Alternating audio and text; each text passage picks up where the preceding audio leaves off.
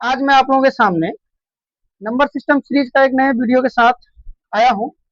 एक नया टॉपिक है। पिछले लेक्चर में हमने आपको पढ़ाया था कि किसी भी रेशनल नंबर को, रेशनल नंबर यानी जो नंबर पी बाई क्यू के फॉर्म में हो, किसी भी रेशनल नंबर को डेसिमल में कैसे रिप्रेजेंट करते हैं, यानी किसी भी रेशनल नंबर का डेसिमल एक्सपेंशन कैसे बनाते हैं।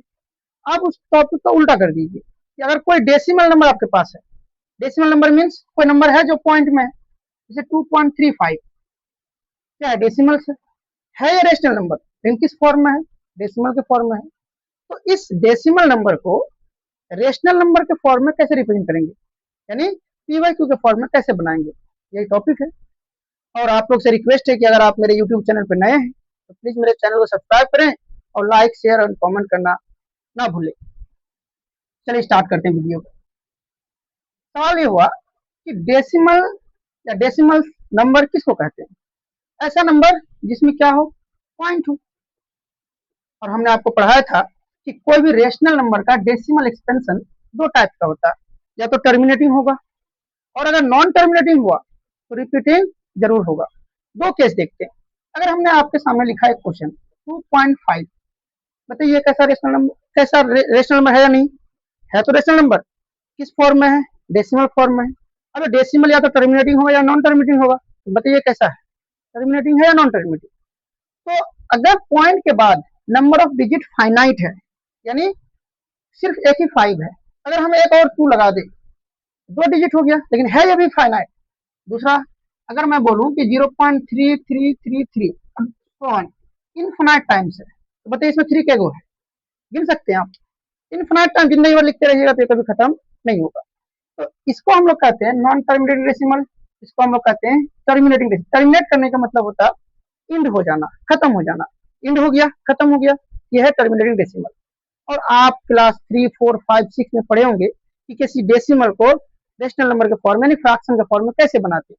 आपको पता होगा कि अगर मुझे इस नंबर को डेसिमल के फॉर्म बनाना हो, तो माय मिस्टेक, अगर रेशनल नंबर बनाना हो तो 2.52 है रेशनल नंबर, यानी फ्रैक्शन किस फॉर्म में होगा, पी बाई क्यू के फॉर्म में होगा।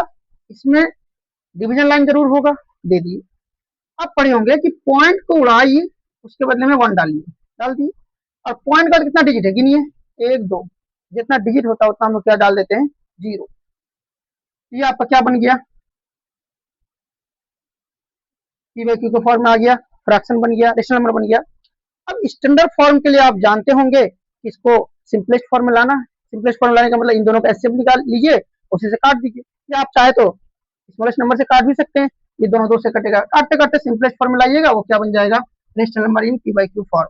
लेकिन अगर मैं आपके सामने बोलूं ये नॉन टर्मिनेटिंग डेसिमल है, बताइए आप क्या बोलिएगा, सर सेम तो रूल है, 0.3333 है, पॉइंट को उड़ाइए, 1 डालिए, गिनिए, 1, 2, 3, और ये सब क्या 3 है, बताइए, डालिए 0। तो ये पॉसिबल नहीं है, गिनना पॉसिबल नहीं है, इसलिए 0 देना भी पॉसिबल नहीं। इसका मतलब ये रूल जो टर्मिनेटिंग डेसिमल के लिए था, नॉन टर्मिनेटिंग के लिए बिल्कुल है नहीं। तो कैसा तरीका है, क्या है, कैसे बनाएंगे, उसी को आज हम लोग पढ़ने वाले हैं। तो बेसिकली हम लोग क्या पढ़ने वाले हैं कि नॉन टर्मिनेटिंग डेसिमल को पी बाई क्यू के फॉर्म में कैसे कन्वर्ट करेंगे, उसके लिए क्वेश्चन है। यही क्वेश्चन जो मैंने आपके सामने लिया था। क्वेश्चन क्या है कि 0.3 को 333, अच्छा एक बात आपको और पता होगा, इसको हम लिख सकते हैं 0.3 पे बार, रीकैरिंग बोलते हैं। इसको मुझे पी बाई क्यू के फॉर्म में बनाना है। सॉल्यूशन कैसे करेंगे, अच्छा इसका जब आंसर आएगा तो कोई ना कोई फ्रैक्शन होगा, कोई ना कोई रेशनल नंबर के फॉर्म में होगा, पी बाई क्यू के फॉर्म में होगा। उस पी बाई क्यू वाला फॉर्म को हम कुछ मान लेते हैं, वेरिएबल एक्स मान लेते हैं, वाई मान लेते हैं। तो ठीक है, लेट द रिक्वायर्ड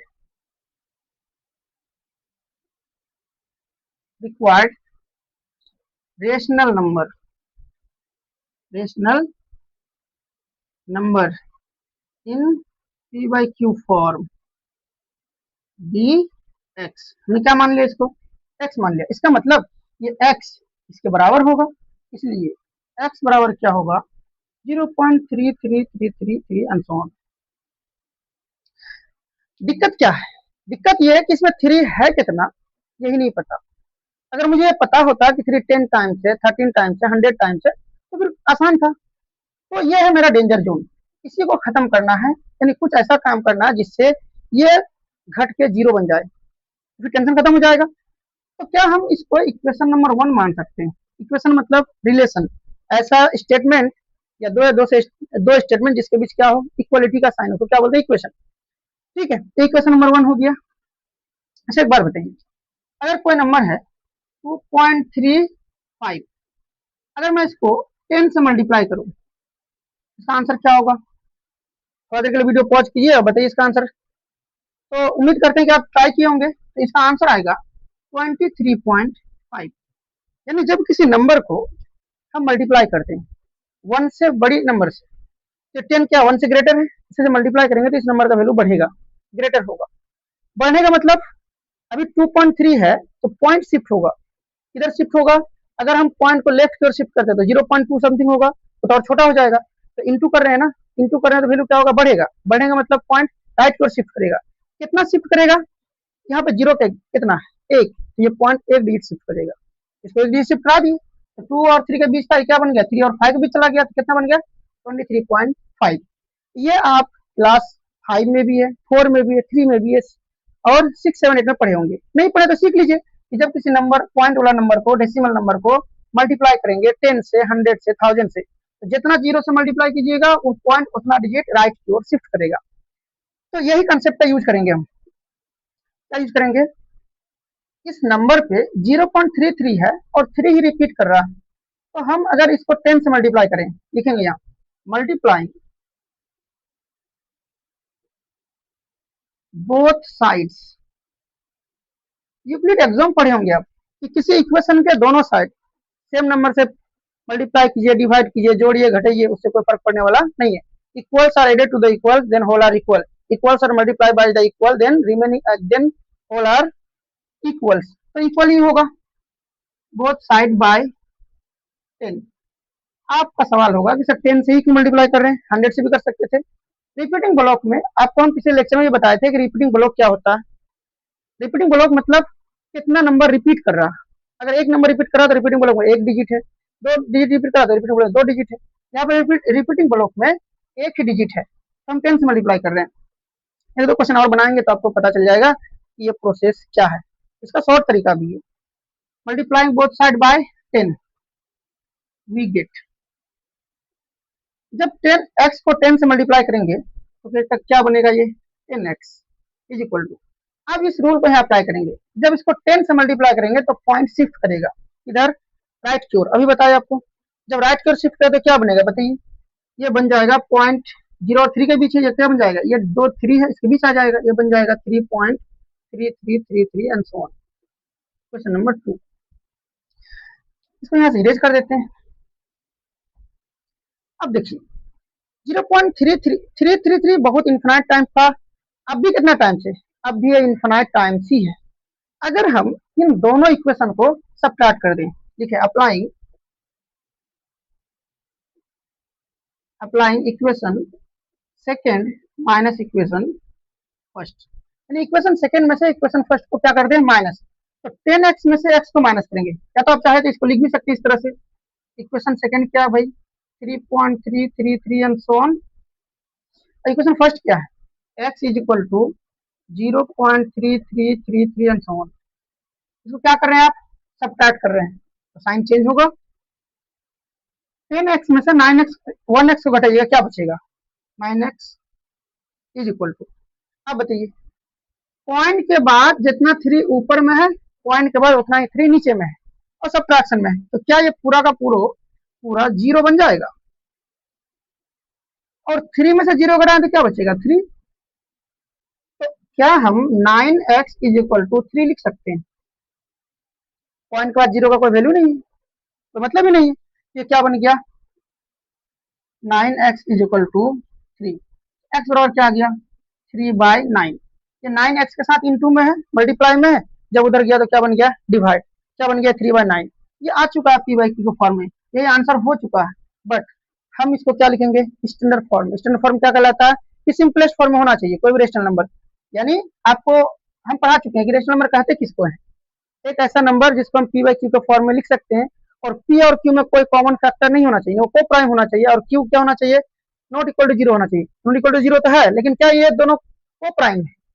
को प्राइम होने का मतलब इन दोनों का एचसीएफ क्या होना चाहिए, 1। तो 3 और 9 का एचसीएफ क्या होगा, 3। यानी ये किसी ना किसी नंबर से कट रहा है, अगर कट रहा तो आपको काटना पड़ेगा। तो काटते हैं, 3 1 जा 3, 3 3 जा 9, एक्स बराबर क्या आ गया, 1/3। अगर आप नहीं देखें कि रेशनल नंबर किसको कहते हैं, रेशनल नंबर का प्रॉपर्टी क्या होता है, नंबर लाइन क्या होता है, नंबर लाइन कैसे रिप्रेजेंट करते हैं, तो मेरे ही यूट्यूब पे सारा लेक्चर डाला हुआ, आप जाके पहले उसको देख लें। तो आंसर क्या आया, 1/3। ये रेशनल नंबर है, पी बाई क्यू का फॉर्म है, सिंपलेस्ट फॉर्म है, स्टैंडर्ड फॉर्म है। तो मेरा क्वेश्चन क्या था कि 0.3 बार इसको रेशनल नंबर के फॉर्म में बनाना है, जी क्या किस फॉर्म में हो, पी बाई क्यू के फॉर्म में और सिंपलेस्ट फॉर्म में। देखिए क्या आ गया, 1/3। आप चाहे तो 1/3 का डेसिमल एक्सपेंशन निकाल के देखिए, आंसर यही आएगा, 0.333। इसका मतलब क्या है, बिल्कुल सही है। ये यही तरीका है, यही प्रोसेस है कि किसी रेशनल नंबर को अगर डेसिमल बनाना हो तो डिवाइड करेंगे, और अगर किसी नॉन टर्मिनेटिंग डेसिमल को हमको पी बाई क्यू के फॉर्म में लिखना हो, ये अगर सब्जेक्टिव क्वेश्चन है तो आपको इसी तरह से बनाना है। इसका ऑब्जेक्टिव के लिए भी एक तरीका है, इसको बाद में बताएंगे। एक और क्वेश्चन, क्वेश्चन अब पैटर्न सेम है, बस कुछ कुछ बातें आपको ध्यान रखना है।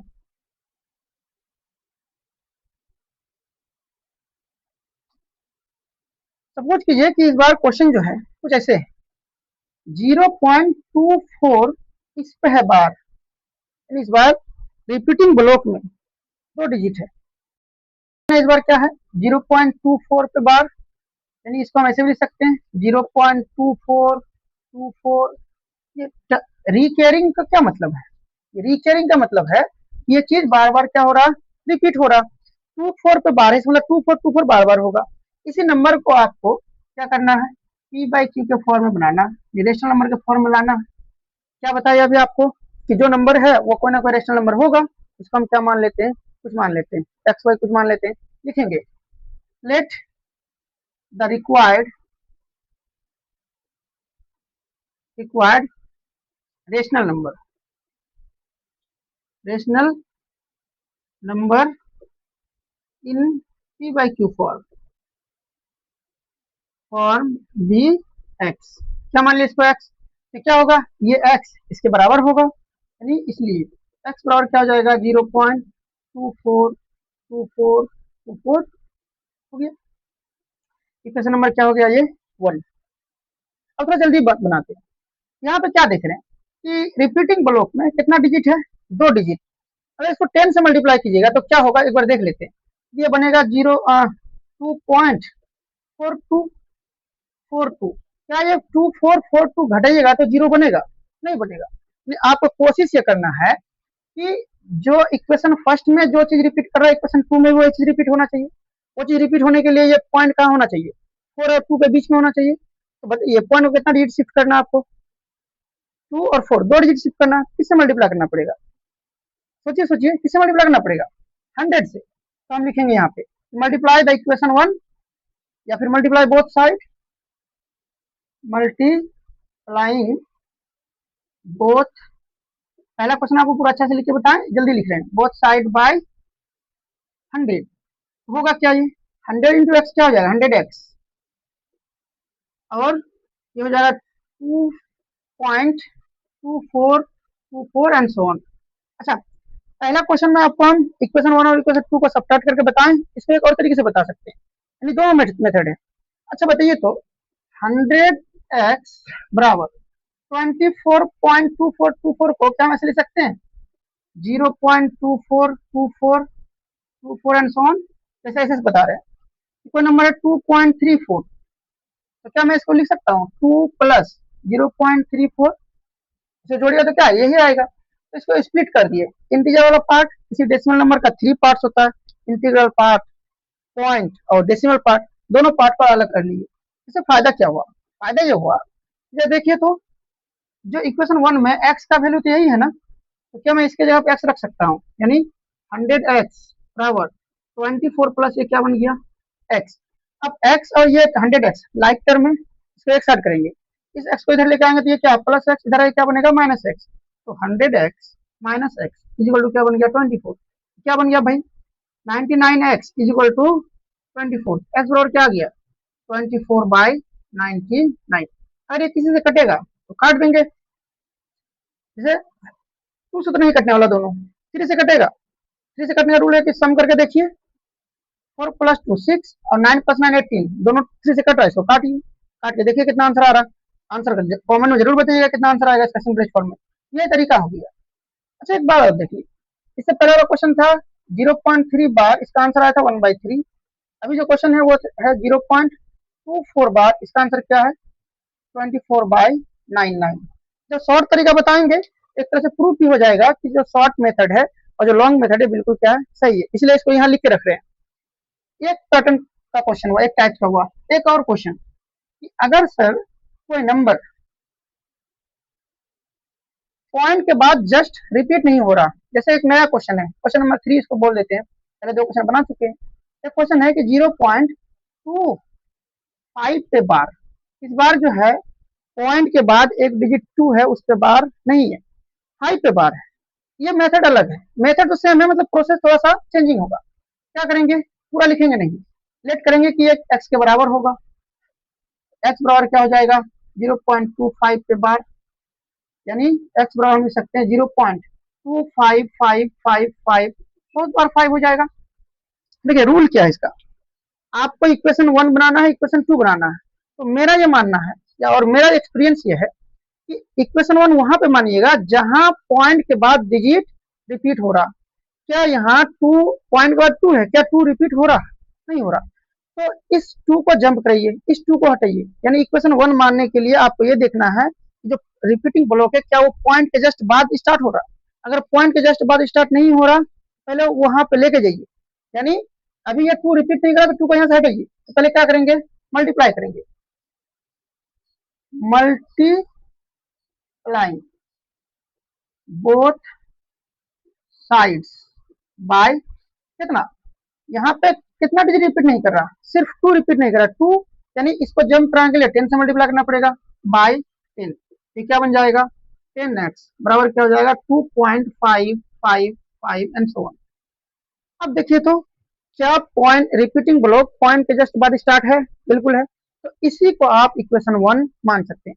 तो जिस भी क्वेश्चन में आपको इक्वेशन 1 मानना होगा वो देखिएगा कि पॉइंट के जस्ट बाद रिपीटिंग ब्लॉक होना चाहिए। तो बिल्कुल रिपीटिंग ब्लॉक है, इसको क्या मान लेंगे हम इक्वेशन 1। अब इसके बाद आपको इक्वेशन 2 भी बनाना है।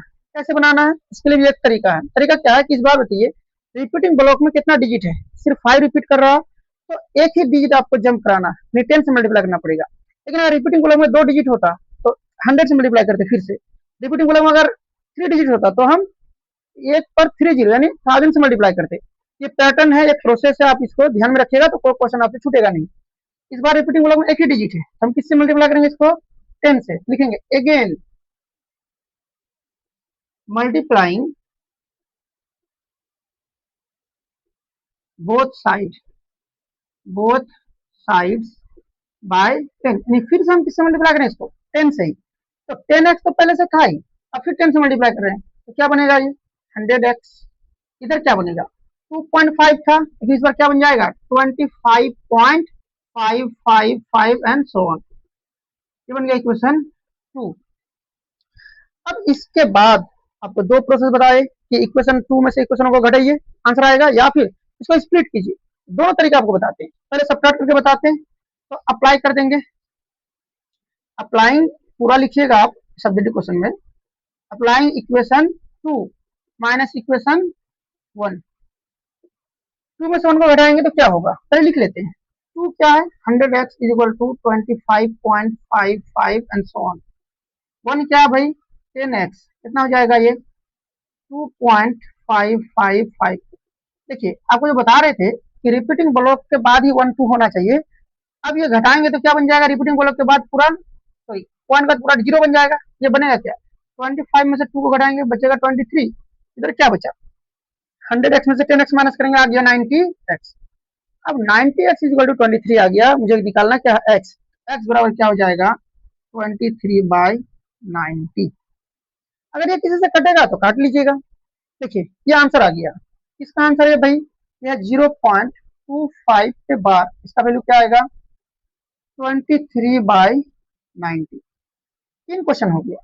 इसी क्वेश्चन को अगर आप चाहे तो स्प्लिट करके ही बना सकते हैं। यहाँ इक्वेशन 1 2 मानने का आपको कोई जरूरत नहीं पड़ेगा। इसको कैसे लिख सकते हैं? 100x, यहाँ पे क्या 2.5, यहाँ से 2.5 को अलग करेंगे तो 25.55 में से 2.55 अलग करने का मतलब 23 प्लस 2.55। देखिए तो इसको जब जोड़िएगा तो सेम आएगा कि नहीं आएगा? यही तरीका है। इक्वेशन 1 में जितना है उसको अलग करना, बाकी जो रेस्ट है उसको छोड़ देना। अब बताइए 100x 23 प्लस 2.555 किसके बराबर है? 10x के बराबर है। इसे अब हम क्या रख सकते हैं? 10x। अब 10x और 100x लाइक टर्म में एक साइड करेंगे तो 100x माइनस ये प्लस में इधर आया, क्या बन गया? माइनस, क्या बन गया? 23। तो क्या बन गया ये? 90x बराबर 23। एक्स बराबर क्या आ गया? 23/90। सेम आंसर आया। तो प्रोसेस आप चाहे तो इक्वेशन 1 2 को घटा भी सकते हैं या फिर स्प्लिट भी कर सकते हैं। और एक दूसरा टाइप कैटेगरी का क्वेश्चन है, उसको देख लीजिए, जो चौथा क्वेश्चन होगा। यानी आपको पूरे नॉन टर्मिनल डेसिमल में जो रेशनल नंबर में कन्वर्ट करने आएगा, यही चारों में से कोई एक कैटेगरी का नंबर आपसे पूछा जाएगा। इस बार क्वेश्चन क्या है? 1.2 इस बार सिर्फ 3 पे बार है। यानी इससे पहले जितना भी क्वेश्चन बताए हैं वो सारा क्वेश्चन में इंटीग्रल पार्ट 0 था। इस बार इंटीग्रल पार्ट 0 नहीं है, 1 है। कुछ भी हो सकता है, 2 5 7 बहुत ग्रेटर नंबर भी हो सकता है, उससे आपको डरने का बात नहीं। जाहिर सी बात है किसके बराबर हम मानेंगे? एक्स के बराबर। एक्स बराबर क्या हो जाएगा? 1.23 पे बार। अगर 3 पे बार है तो क्या होगा? 1.2333 बहुत सारा 3 होगा। अभी आपको जो बताए उसको याद रखिए। इक्वेशन 1 मानना है, लेकिन इक्वेशन 1 कहाँ मानना है? पॉइंट के बाद रिपीटिंग होना चाहिए। क्या यहाँ पॉइंट के बाद रिपीट हो रहा है? पॉइंट के बाद तो 2 है, 2 तो रिपीट नहीं कर रहा। रिपीट कौन कर रहा? 3 कर रहा। अगर 3 रिपीट कर रहा तो पॉइंट कहाँ होना चाहिए? 3 के बगल में, तब जाके उसको इक्वेशन 1 हम मानेंगे। तो इसको पॉइंट को जंप कराना पड़ेगा, राइट साइड में जंप कराने के लिए मल्टीप्लाई करना पड़ेगा। कितना डिजिट रिपीट नहीं कर रहा? सिर्फ 2। तो इसको किससे मल्टीप्लाई करेंगे? सोचिए, 10 से मल्टीप्लाई करेंगे तो लिखेंगे